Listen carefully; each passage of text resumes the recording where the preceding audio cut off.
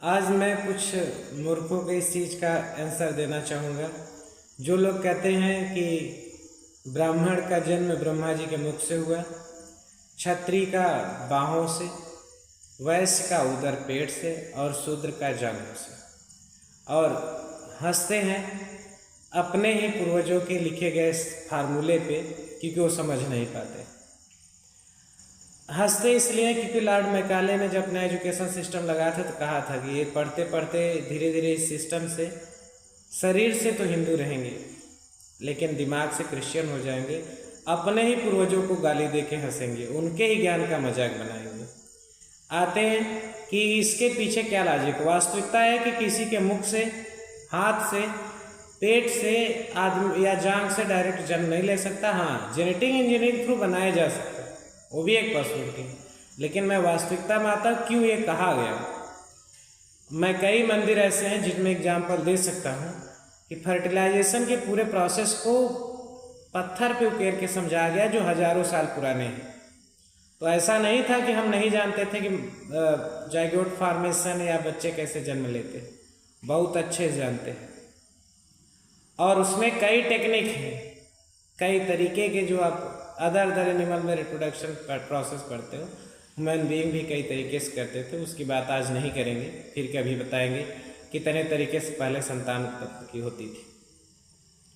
बात करते हैं, ये एक फार्मूला है स्ट्रेंथ को इंडिकेट करने के लिए। जैसे हम कोई चीज़ याद करने के लिए ट्रिक बना लेते हैं, वैसे ही है कि अगर कोई ब्राह्मण है तो उसका जो फैमिली मिलता है या जो वंश मिलता है उसमें ऐसे लोग मिलते हैं या उनको माहौल ऐसा मिलता है, पारिवारिक माहौल, जिनमें वो बुद्धिमान होते हैं, परिस्थितियों से ज़्यादा सीख पाते हैं। क्षत्रिय का जो परिवार होता है या जिसका जो वंश उसको मिलता है उसमें बाय जीन और बाय इन्वायरमेंट, उसके माहौल में चीज़ें मिलती हैं कि वो योद्धा स्वभाव का हो जाता है। वैसे में वो अपने घर पे रहते रहते चीज़ों को देखते देखते इतने अच्छे से बिजनेस सीख लेता है कि अगर एक पीएचडी भी करे ना, उस समय परिस्थिति में जिस जगह वो है उससे अच्छा बिजनेस नहीं कर सकता। और शूद्र को जांग से इसलिए दिखाया क्योंकि वो हार्ड वर्किंग होते हैं। एक उस कैटेगरी वाले इंसान जो होते हैं जितना हार्ड वर्क धूप में खड़े होकर कर सकते हैं और कोई नहीं कर सकता। ये स्ट्रेंथ दिखाया गया कि आपकी मजबूती क्या है, आप उस स्ट्रेंथ का यूज करके आगे बढ़ सकते हैं, उस चीज में आपको कोई बीट नहीं कर सकता। और केवल यही नहीं कि इतना स्ट्रेंथ आपको यही करना है, स्वतंत्रता भी है। अगर आप नॉर्मल जीवन जीते हो अपने फैमिली से केवल संस्कार लेके, तब भी आपके पास ये मजबूती है जो इस समय आपको नहीं सिखाया जाता। आपको बताया जाता है कि हाँ पढ़ाई करो, इतना पढ़ाई करने के बाद जॉब करो, एक ही चीज़ सिखाई जाती है। उस समय ऐसा नहीं था। आपके फैमिली जो चीज़ें मिल रही उसको सीखो। अगर आप एक्स्ट्रा नहीं कर पाते तो कम से कम इतना जीवन जीने के लिए या एक फील्ड आप है जहाँ आप सबसे ज़्यादा मजबूत हो, उस चीज़ें कर सकते हैं। लेकिन अगर आप चाहो तो अपने कर्म के हिसाब से, अपनी ऊर्जा स्तर के हिसाब से उसे बढ़ा के अपना वर्ण परिवर्तन भी कर सकते हैं, कोई दिक्कत नहीं। कुछ लोग वर्ण को जन्म से जोड़ते हैं, तो मैं बता चुका हूँ कि अगर वर्ण को या तो आप कर्म से जोड़िए या जन्म के समय ऊर्जा स्तर से जोड़िए, तब दोनों चीज़ें हमेशा सही बताएंगे। तो वंश हमें जन्म से मिलता है, तो आप अपना कर्म परिवर्तित करिए, मेहनत करिए, एडवांस करिए, आप किए जाएंगे। और वास्तविकता चाहे कोई माने या न माने, वास्तविकता वास्तविकता होती है।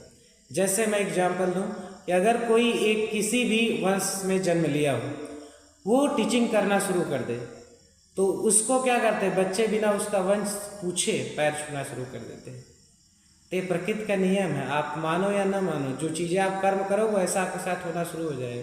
क्योंकि आप ज्ञान देना शुरू किए तो आप पूजनीय हुए, तो आपका रिस्पेक्ट मिलना शुरू हो गया। और वहीं एक अच्छे वंश में जन्मे लोग अगर टीचिंग नहीं कर रहे तो वो बच्चे उनका पैर नहीं छूते। क्यों? क्योंकि वो कर्म नहीं बनाए। इसलिए ये एविडेंस है कि आपके मानने न मानने से चीज़ें नहीं बदलेंगी, वो ऑलरेडी एग्जिस्ट करती हैं। आप कर्म अपना के तो देखिए, आपके साथ वैसी चीज़ें होने लगी। तो मैं बता रहा था कि जो ये लोग कहते हैं कि अलग अलग पार्ट से कैसे जन्म ले सकते हैं, तो उन मूर्खों के लिए ये है कि एक फार्मूला है, इससे हम अपनी स्ट्रेंथ समझ पाते हैं, अपनी वंश की स्ट्रेंथ समझ पाते हैं।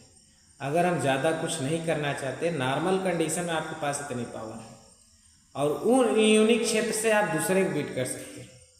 जैसे एक बिजनेसमैन वैसे बिजनेस करके ज़्यादा धन अर्जन कर सकता है, तो उसको अगर बीट करना है तो शूद्र के पास हार्ड वर्किंग कैपेसिटी, जितना धूप में खड़े होकर मेहनत कर सकता है वैसे नहीं कर सकता।